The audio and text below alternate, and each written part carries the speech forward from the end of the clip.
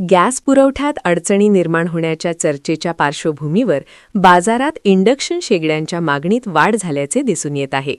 काही भागांत व्यावसायिक गॅस पुरवठा विस्कळीत झाल्याच्या बातम्या समोर आल्यामुळे घरगुती एलपीजी गॅसच्या उपलब्धतेबाबत ग्राहकांमध्ये संभ्रमाचे वातावरण निर्माण झाले आहे.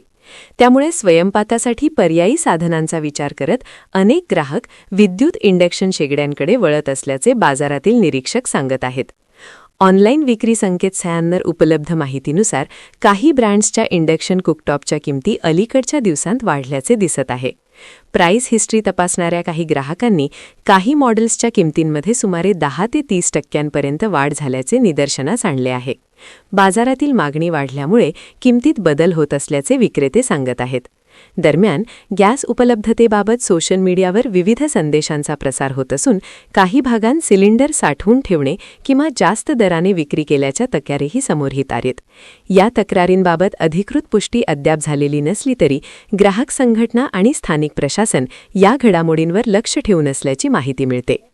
तज्ज्ञांच्या मते अशा परिस्थितीत बाजारातील मागणी आणि पुरवठा यांचा समतोल बिघडल्यास काही वस्तूंच्या किमती तात्पुरत्या वाढू शकतात. त्यामुळे नागरिकांनी अफवांवर विश्वास न ठेवता अधिकृत स्रोतांमधूनच माहिती घेणे आवश्यक असल्याचेही ते सांगतात.